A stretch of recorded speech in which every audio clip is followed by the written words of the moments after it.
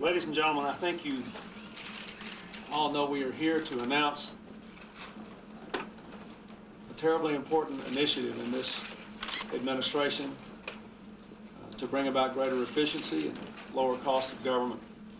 I want to begin by saying that we intend for this to be a bipartisan and a citizen government effort, and I'm delighted by the concerned members of Congress who are here today with the Vice President and me, people who have already worked on this issue. I'd like to begin just by acknowledging the presence here of Senators Glenn and Levin, Senator Cohen, Senator Dorgan, Senator Lieberman, Senator Roth, and Senator Krueger. And in the House, Congressman Conyers, Congressman Klinger, Congressman Gordon, Congressman Laughlin, Congresswoman Price, and Congresswoman Slaughter. All of them have manifested an interest in the issues we are here to discuss today. I also want to especially thank the distinguished Comptroller of the state of Texas, John Sharp, who's to my right here, for the work that he did with us to put this project together, and for coming all the way from Texas to be with us and with his senator. Today, I am taking what I hope and believe will be a historic step in reforming the federal government by announcing the formation of a national performance review. Our goal is to make the entire federal government both less expensive and more efficient, and to change the culture of our national bureaucracy away from complacency and entitlement toward initiative and empowerment. We intend to redesign, to reinvent, to reinvigorate the entire national government. Working under the direction of the Vice President for the next 6 months, we'll conduct an intensive national review of every single government agency and service. We'll enlist citizens and government workers and leaders from the private sector in a search not only for ways to cut wasteful spending, but also for ways to improve services to our citizens and to make our government work better. I'll ask every member of our cabinet to assign their best people to this project, managers, auditors, and frontline workers as well. And to put the M back in the OMB, I've asked Phil Lader, who is to my far left, the new Deputy Director for Management at OMB, and a person who has spent his life solving difficult and challenging management and people problems, to take the lead in making our government work better, not only during this 6-month period, but permanently for as long as I am President. We will turn first to federal employees for help. They know better than anyone else how to do their jobs, if someone will simply ask them and reward them for wanting to do it better. We'll ask the public to help us improve services and cut waste by calling an 800 number or by writing to the Vice President, because no one deserves a bigger say in the services government provides than government's customers, the American people. We'll look for ways to streamline our own organizations, to reduce unnecessary layers, and to improve services through better uses of technology, by giving managers more flexibility and by giving frontline workers more decision-making power. Just as we're trying to do that in the White House, we will try to do that throughout the national government. When I was the governor of Arkansas, our state became the first in the nation to institute a government-wide total quality management program, and I can tell you it works. It isn't easy, it isn't quick. It can make a huge difference, not only to the people, but also to the people who work for the government as well. We'll look at the good work that has already been done, including many thoughtful reforms proposed by members of the Congress, including the work last year by the House Task Force on Government Waste, chaired by then Congressman and now Senator Byron Dorgan. They discovered, among other things, that the Pentagon had stockpiled 1.2 million bottles of nasal spray. Even with my allergies, I only need half that many. As we locate such waste and wipe it out, it will be a breath of fresh air to the American taxpayers. Cutting spending will be a priority, but so is making the system work better for the people who work in government and the people who pay the bills and are served by it. The truth is, we can't achieve the savings we want simply by cutting funds. We must also use the remaining funds in a much wiser way.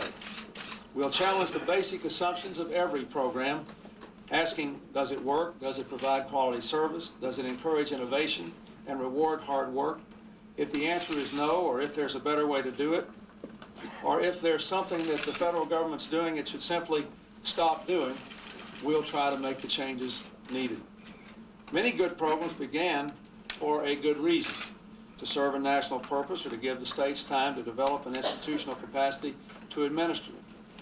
But times change, and in many cases, state and local governments are now better suited to handle these programs. The federal government simply can't do everything, and there are many things the states or the private sector could do better.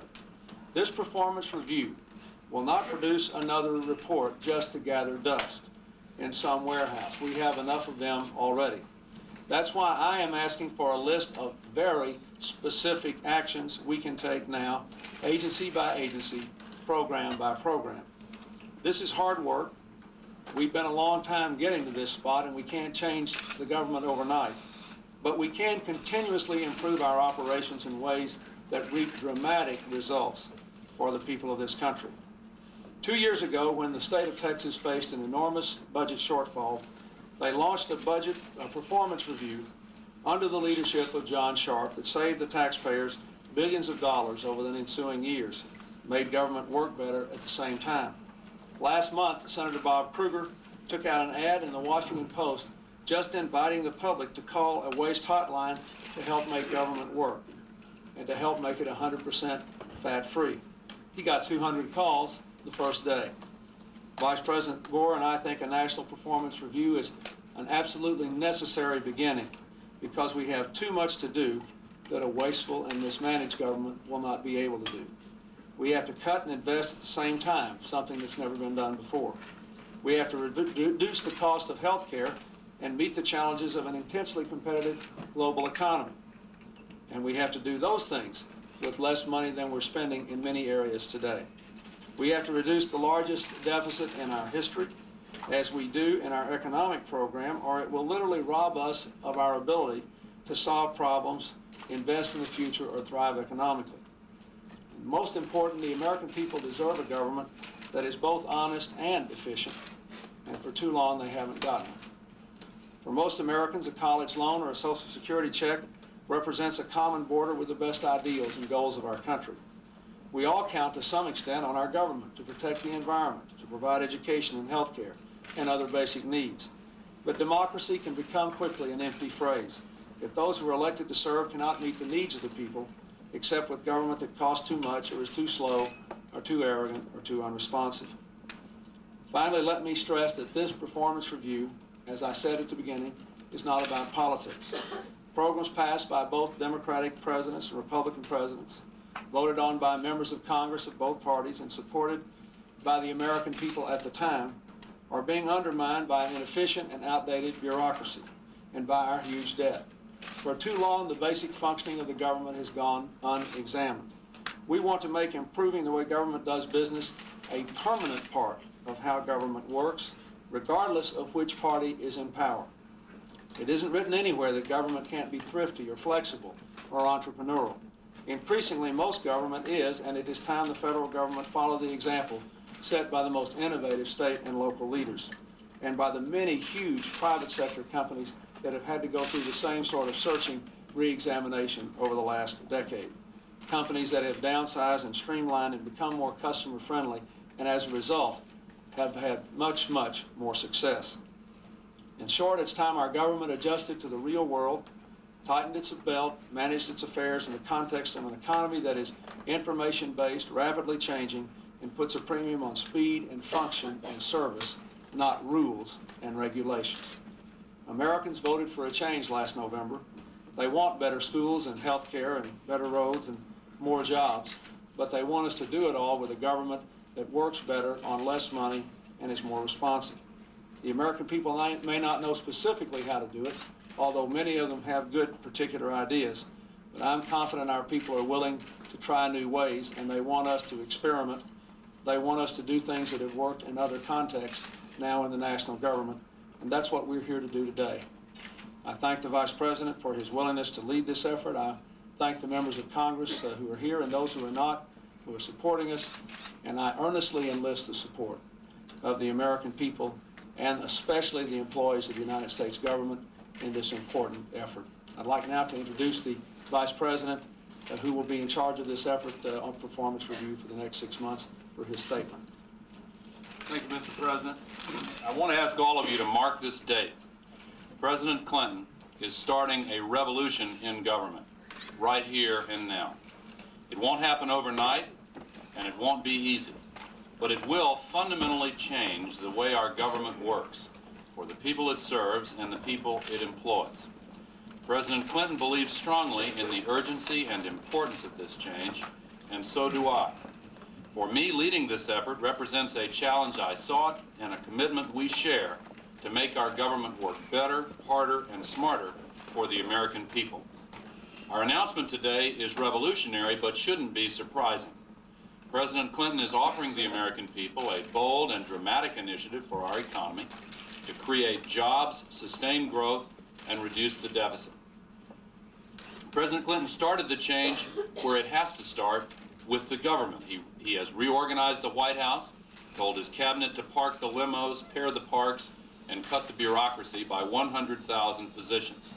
And he's ordered a 14% reduction in administrative costs. Altogether, that's $16 billion in savings right there. But this is about much more than just cutting spending or taking out the green eye shades and sharpening the pencils.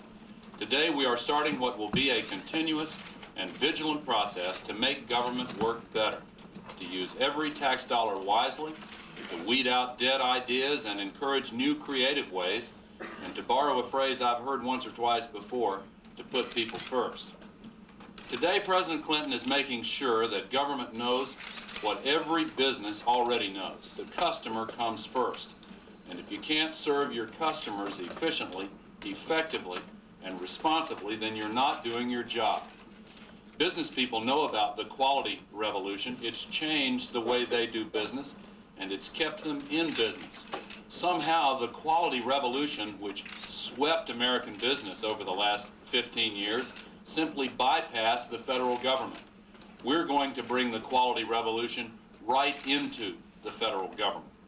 The President's Chief of Staff, Mac McClarty, knows from his experience leading a Fortune 500 company how important these techniques are, and he's putting that experience to work here. Now America has a chief executive in President Clinton who knows it's time for the quality revolution in government aimed at changing the way government works. It's time we had a new customer service contract with the American people, a new guarantee of effective, efficient, and responsive government. It's time we cut the red tape and trimmed the bureaucracy. It's time we took out of our vocabulary the words, well, we've always done it that way. And it's time we listen to the people who work for our government.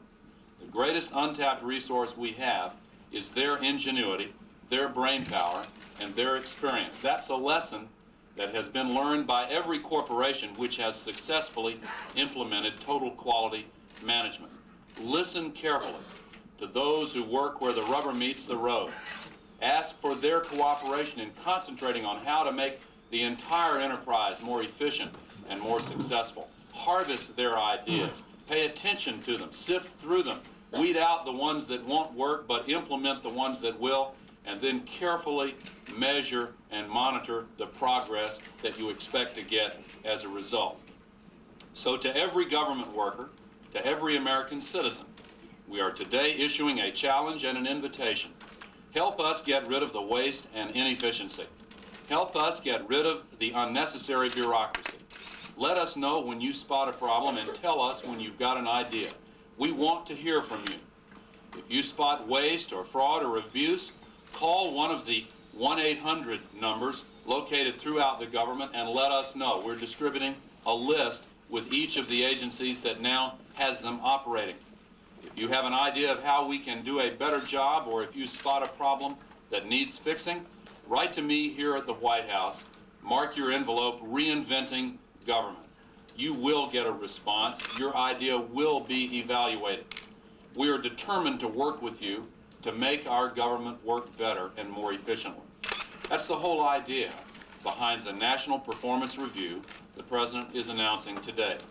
For the next 6 months, we will take a fine-tooth comb to every single federal agency and every single federal expenditure in an unprecedented nationwide review focused intensely not just on cutting wasteful spending, but also on improving services and making our government work better. We will work in a close partnership with the cabinet secretaries and agency administrators all across the government. We will consult closely with the appropriate congressional committees which are represented here today, and with the members here today whose leadership has been so important on these issues. It is not a partisan matter. Indeed, in order to be effective, it has to be bipartisan. We're building on the progress that has already been started. At the end of 6 months, we will have real results and real proposals to offer. Write it down, check back with us. We'll be checking back with you. We don't need another report to put on the shelf to collect dust. We do need a real plan for action, and that's what we're after. But we won't stop there. We didn't get into this hole overnight, and we won't climb out of it overnight. But when we do climb out, we'll have the kind of government we want. And it's going to be moving forward, finding new and better ways to work for the American people. So today I applaud President Clinton for his leadership and pledge to him, to every federal worker and to every American citizen, that the fundamental changes we're after will be found. That together we will create a government that responds to the people it's supposed to serve, that we can and will create a government that works smarter for less, and that we can and will create a government that moves forward instead of dragging us back, with a vision that embraces change and offers progress. Now, I want to invite to speak John Sharp. Before I do, let me make note of the fact that the President is going to have to leave, and the members of the Senate will soon have to leave to go for a vote that is taking place on the Senate floor now. But I want to introduce John Sharp, the Comptroller of Public Accounts in Texas, who knows very well about how effective this government-wide review can be in getting rid of waste and in cutting spending and in changing the way government works for the better. Under the leadership of Governor Ann Richards, and because of John Sharp's tireless efforts, the people of Texas have seen firsthand how a new standard can be set for eliminating waste and renewing a sense of responsibility in government. That's what they've done in Texas with their historic Texas Performance Review, and we've heard a lot about it from Senator Bob Kruger. We're very grateful for John's help, and we intend to rely on his advice so we can learn from his experience in Texas. We're honored to have him with us here today, and it's my pleasure to introduce to you now John Sharp. I think what you're going to see in 6 months is that the initiative that the President and Vice President have started today, in my opinion, is going to do more to increase the faith and the confidence of the people of this country in their government than anything that's been done in recent years. The reason that the Texas Performance Review succeeded while others before it had failed, and the reason that this performance review will succeed while others before it has failed, is because in the past they have embarked on slash and burn missions. Any 10 of us can go into a corner of this room and find $400 billion if we want to. And you hear politicians say that all the time. Knowing good and well you can't pass them, knowing good and well they're probably not things that people want to pass. What we embarked on and what the President and Vice President are embarking on here is not a slash and burn mission. It is more a weed and cultivate mission. Fat is not something that simply can be lopped off in government. It's marbled within the government. And the people that know where the problems are the frontline and middle-level workers in state and federal governments who have always known where the problems were, but nobody ever asked them, or somebody at the top simply didn't allow their idea to bubble forth. What's going to happen in this process is those ideas that have been there for so long are going to bubble forth because finally a president and vice president have decided to put their ideas on the front burner, let the American people see them, and it's going to prove, I think very conclusively, that it is very possible to lower the cost of government and improve services at the same time. Thank you. Thank you very much, John. Now, President Clinton's strong commitment to streamlining and improving the way government works is perhaps clearest in his nomination of Phil Lader as OMB's Deputy Director for Management. Phil has a lifetime of experience in making things work, solving tough management problems with innovative ideas and energy. He brings to this job real common sense, real-world, private sector experience, and a deep concern for how government affects the people it serves and employs. I'm very much looking forward to working with him and learning from him. An enormous amount of my time during these next 6 months is going to be spent directing this performance review, and I'm going to be relying very heavily on Phil later, and it is a pleasure and privilege to introduce him to you now. Mr. President, Mr. Vice President, I understand what Bob Wright means when he says this is a tall administration. I thank the President and the Vice President for their confidence in me.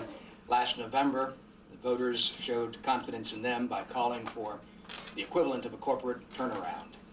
And that's the commitment this administration is making today. Dozens of commissions have issued hundreds of reports with thousands of recommendations. They're all well intended, but the bottom line, Americans still don't believe they get the quality of government they pay for. Most would probably agree with Will Rogers. The government are the only folks who really don't have to worry about where the money's going to come from. We need a government that can keep pace with this president. As a recent cartoon suggested, we can't get very far with an astronaut at the wheel of an old, run-down locomotive. But if we give this president the right engine, we really can shoot for the stars. This performance review will be looking for small ways to show that we mean business about reform, but we'll also be taking on some of the big, sick fish. With Congress's help, we'll need to prune programs and practices that just don't make sense anymore. We need to ensure that the president's new investments are managed so that taxpayers can be more certain of their payoff.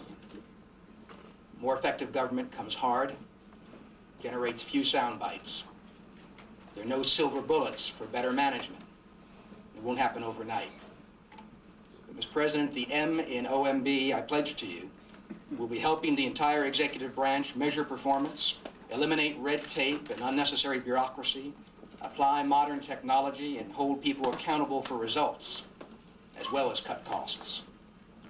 The President's told us it's time to roll up our sleeves, to get the right team together, to seek the most and best advice from the most innovative leaders in American business and nonprofits, from the top management gurus, from every citizen with a good idea. And he and the Vice President and I especially need to listen to the people on the front line, those federal employees who work hard, get little thanks, and much blame. Without their enthusiasm and their sense of possibility, government can't be reinvented. It has to be done by a partnership of taxpayers and public servants who really know what's going on.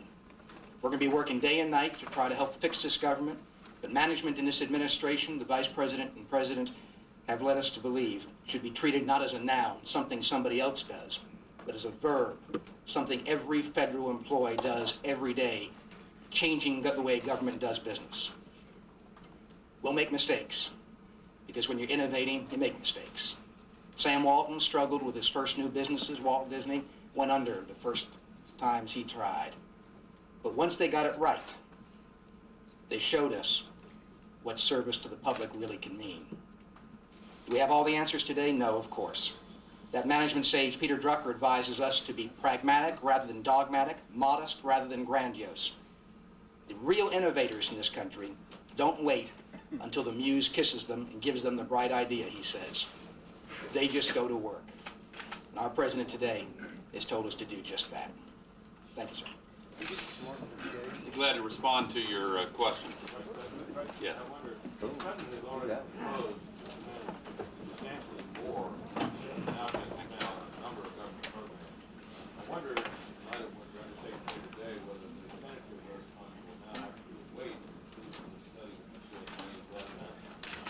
The performance review will continue as the normal operations of government proceed, just as occurred in Texas. We're not putting the operations of the federal government on hold while this performance review is conducted.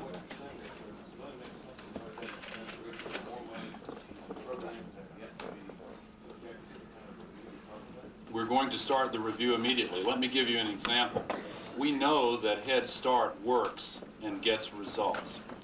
We know from studies already conducted that it will be an even more effective program if every child eligible for Head Start is able to get the advantages from Head Start.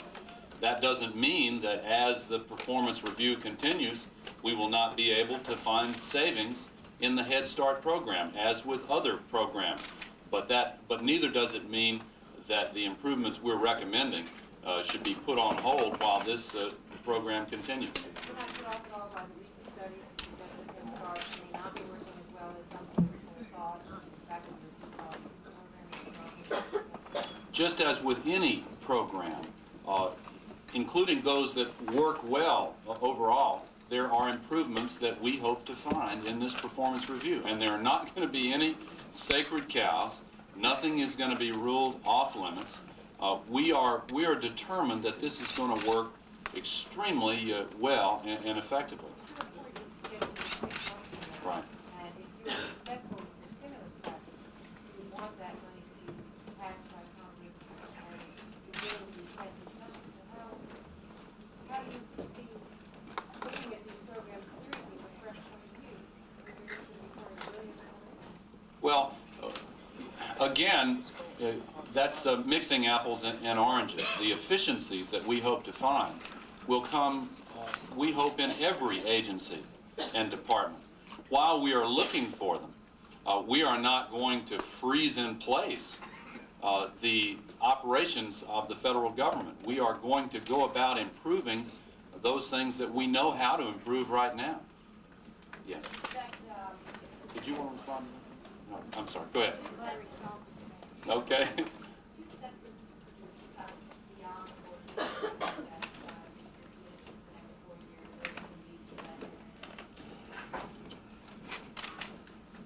I'm not going to give you a dollar figure or a target for the savings that we expect to come about as a result of this, but we do expect significant savings to come.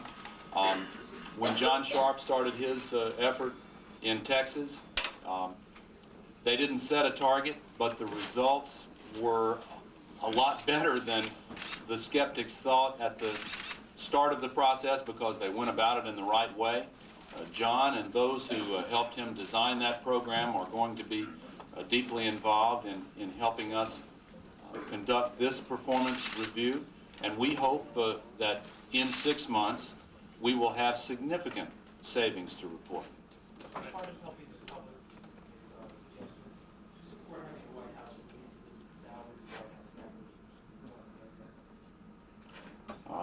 That's above my pay grade. Mr. Vice President, Mr. Vice President, when you say that there are no sacred cows, shall we assume from this you're going to be looking at programs like the Super Collider and the Space Station? Absolutely. To see if they're valuable? Well, yeah, absolutely. And what the focus is going to be is on seeing ways to make government work more efficiently and to save money while accomplishing the goals that we set as a nation.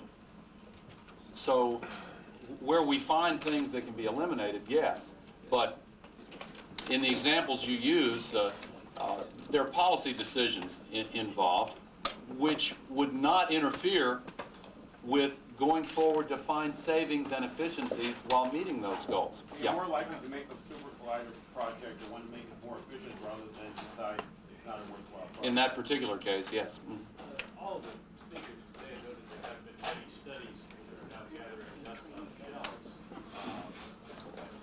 Our question A, what's going to be different about your effort, at least the first part about identifying the savings that can be made, and B, why do you need to do it?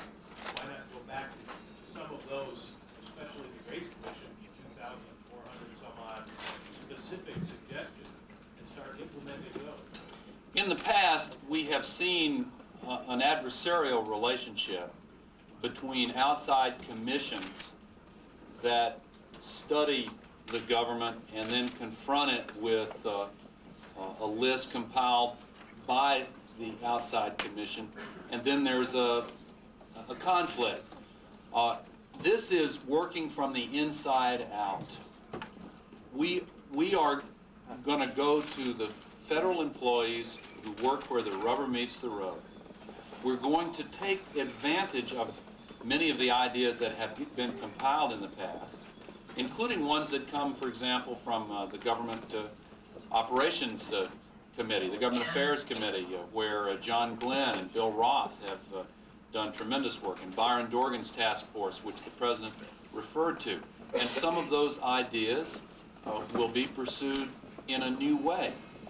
We also expect to find a lot of ideas from these employees who in most cases know what's wrong and how to make the savings, but have never had an opportunity to communicate that to top management. You know, if you look at the corporations that have succeeded in introducing quality control, they will all tell you that the one prerequisite is total commitment from the person at the top of the organization.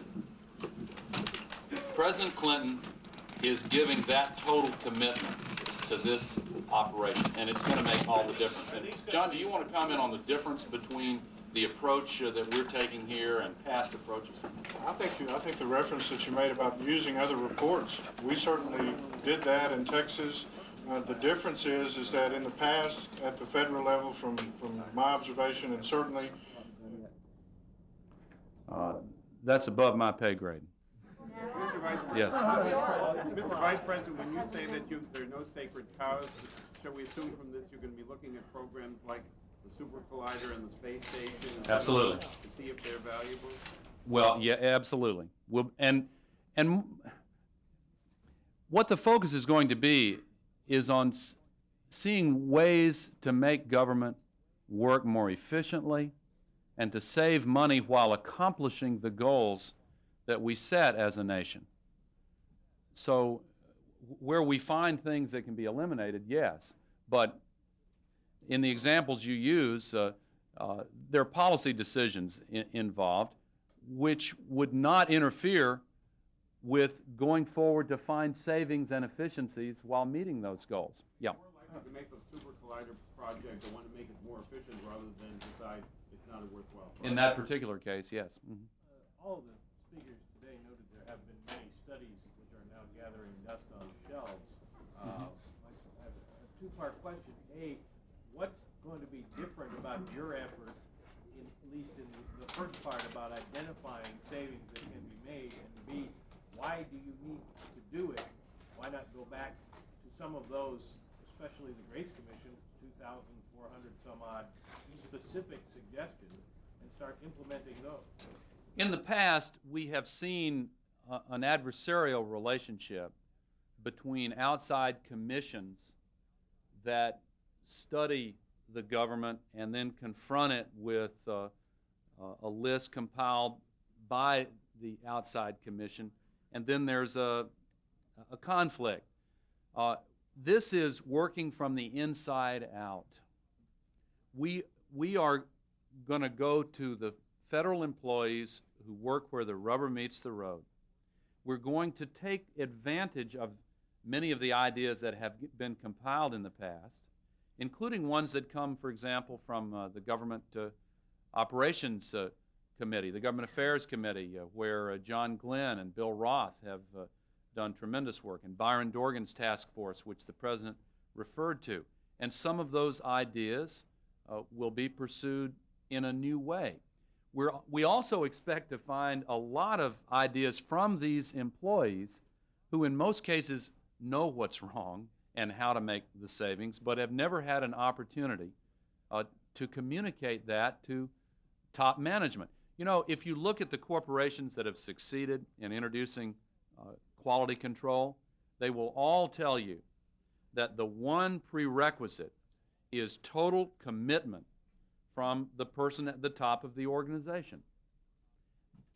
President Clinton is giving that total commitment to this operation, and it's going to make all the difference. And John, do you want to comment on the difference between the approach that we're taking here and past approaches? I think the reference that you made about using other reports, we certainly did that in Texas. The difference is that in the past, at the federal level, from my observation, and certainly true in every state that I've looked at, is you've had a lot of people ask for reports. and figured that their job was done at the end of the report and was put on the shelf. That could have easily happened in Texas. It didn't happen in Texas because Ann Richards said it wasn't going to happen, and she called a special session of the legislature, put those things on the front burner. There are wonderful ideas that have been there for 2 decades in all of those agencies, in GAO and OMB and all over the place, but no one has put them on the front burner. What is happening today, the reason I'm, as a taxpayer, so encouraged, is you have for the first time a president not just calling for a report, but a president that's saying, in a specific date, I'm going to put these ideas on the front burner, and we're going to vote on them. And we're going to see who's really for balancing the budget, who's for cutting. In back there. Oh, did you have a follow-up for Sharp? How do you measure this? Within 6 months, what can we expect to see in terms of tangible results? From our experience, I think what you will see is that in a 6-month period of time, you'll have people working 18 hours a day. They'll be wildly enthusiastic. They will look at this as a one-time shot that they will never have again in their lives at literally changing how government operates. It'll be the most enthusiastic bunch of people you'll ever see, and they'll come to, I think, this president and vice president with a set of proposals that will save money and will change the way government operates. And then we determine, I guess the Congress determines, whether or not that happens. The reason all the stuff in Texas passed is because the public found out about it. I mean, the press and the media passed the program in Texas. I mean, certainly Ann helped and we worked, but the press passed it. What we found is there's just a ton of inefficiencies that are there because a bunch of special interest groups want those efficiencies. They make money off of inefficiencies. We kind of view it as the cockroach theory of government. I hate to, probably not the way to say it, but came from one of our speeches in Texas. At night when cockroaches do well in your kitchen, but when you shine the light on it, they tend to run, and that's pretty much what the special interest groups did in Texas. All we did and all Ann did was shine the light on them, and they ran to the corners and quit defending programs that didn't work. In back there. Yeah. Sharp, some of your savings were one-time versus ongoing. For example, I believe the last recommendation you suggested one department not change the name of its department, which saved money.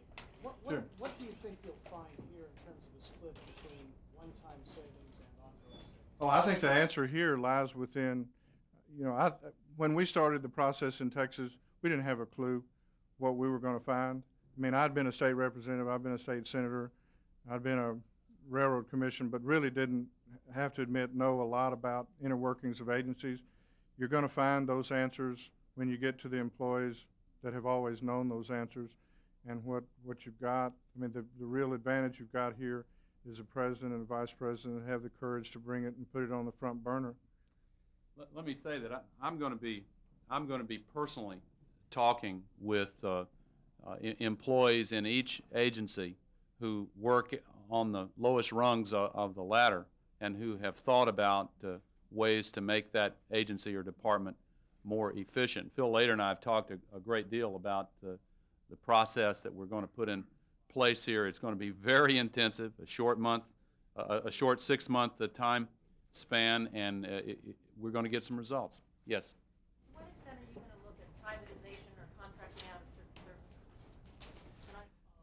services? Contracting out became kind of a philosophical battle ground over the last 12 years. My own position has always been you have to look at it on a case-by-case basis. In some cases, it makes a lot of sense. If you have, for example, a task that only needs 10 employees, but once a year you need 100, and the solution is to keep the 100 on all year long, that's a pretty good case for keeping 10 and then contracting out for the extra 90 for that once a year task. There are other examples where contracting out ends up costing the taxpayers a lot more money than you would spend if you just did it in-house. So we're going to look at that on a case-by-case basis, but we have no philosophical opposition to contracting out. There will be cases where we recommend contracting out. In the past, when privatization or contracting out was tried, Congress actually wrote into specific appropriations bill that this cannot be done. Mm-hmm. That these funds are not meant to